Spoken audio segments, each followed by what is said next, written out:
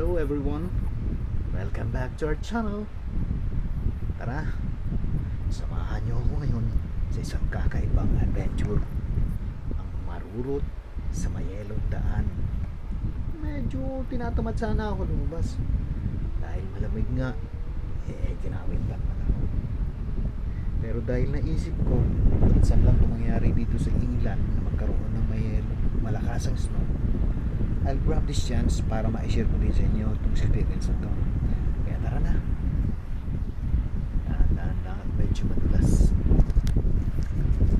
Oops. Wait. Nakita nyo yan? Isang batang paslip. Wait, parang siguro matapong taon pa lang dalawa. Mag-isa lang doon sa tabi ng kalsada. Siguro ang magulang nila medyo gusto lang maranasan na anak nila na dahil na very rare nga nangyari. Peaceful lang. Pag-enjoy na ng mga anak nila.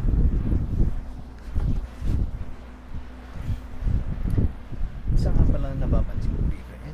Itong lugar na ito, paborito ko ito daanan kasi bukod sa medyo densely populated tahimik. Kumbaga, itong kalsadang pag tumakbo ka rito ng bisikleta. Yan, on my left side is Lagdon Park. Lagdon Recreation Center yan tayo. The corner is the Eden, which leads to High Street. Yan, direct. Oops, dun. Yung nakita niyo yung matanda yan. Ewan ko ano nakita, siguro na nakita niya na masyado kung nanguhulapon na ako sa sobrang kapal ng snow sa damit ko, sa bisikleta ko. Siguro natutuwa lang siya. Ganun. Yan. Yan, yung kalsadang yan ang High Street dito. Parang center na rin. Hilera niyan. Andyan yung mga sikat, kumbaga yung mga establishmento na kainan, mga shops, mga maliliit na grocery, McDonald's, andyan yung KFC. Yan.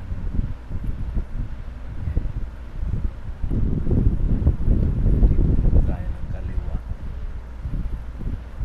Tayo roundabout para makita ko rin sa inyo kung saan yung lugar na lagi namin tinatanggayan. Pag medyo napapagod na, kasama ko ng trabaho, nagyayaya sila. Minsan, lalo na nung wala pang pandemya, halos siguro hindi naman halos lagi, pero minsan isang buwan nag-iipon-ipon kami dito dyan sa kantong yan, sa kaliwa ko ha, papakita ko sa inyo saglit lang at babantayan natin itong mga padating na sasakyan, baka makakagit tayo, pero lulusot tayo dito lang tayo sa medyo sa tabi ha.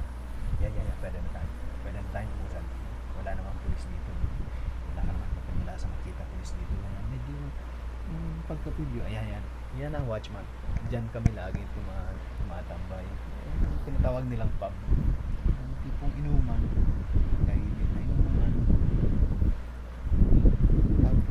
inom lang pa yun nga, tuloy natin yung sinasabi ko sa inyo dito. Ang napapansin ko lang dito sa England, wala halos na makikitang mga pulis na nakabalandra sa mga kanto. Yun lang ang gusto ko rito dahil kumbaga it's just an indicator na ang crime is very low. Ba't tayo magpoposte ng pulis kung wala naman tayong masyadong mga action na parang ganun siguro yun. Makikita mo lang sila kadalasan dadaan lang sila, nasa patrol car. Yung tipong rumuronda lang, pero yung tipong puposte. Wala. Kulang naman ko, siguro kulang. Pero mabilis ang responde ko na pag may mga kailangan action ng mga insidente. Yun nga lang. Pag halimbawa nasa daan ka, nakasakay ka sa isang bus, halimbawa may hinimatay sa kalsada, ang kalsada yan, aktado ka. Yung biyahe mo, naranasan ko na yun isang beses. It's an interior road, hindi na mismo yung kalsadang tinatakuan namin. Pero may nahimatay sa may kanto lang. Ano ba yun? Yung buong kalsada kaya mo ito, sinarado. Oops. Paparating. Yan, isa pa yan. Ang napapansin ko pang isa pa sa kalsada, ang mga motorista, mga courteous sila, yung may kwan sila, yung nagbibigayan. Hindi yung tipong pag may chance ka, medyo ikaw na kaungos, ikaw naman una. Hindi. Kung sino nasa priority, pagbibigyan nila yan, kahit medyo maghintay sila. Yun lang ang nakakatuwa rito. So, kailangan mo rin medyo, minsan hindi ko mapigilang naging pilyo sa kalsada, pero wala. Kailangan ko sumunod para kakaya naman. Kwan lang ako rito. Ako pang yung tipo magbibigay ng masamang ehemplo. Ayun. So, hanggang dito na lang muna tayo. Magkita-kita na lang tayo sa susunod i-upload kong video. So kaya lagi lang kayong antabay dyan, abangan nyo, marami pa tayong padating naman yan na video. I will try to make it na mapaganda palalo. So salamat sa pag-aantabay nyo lagi.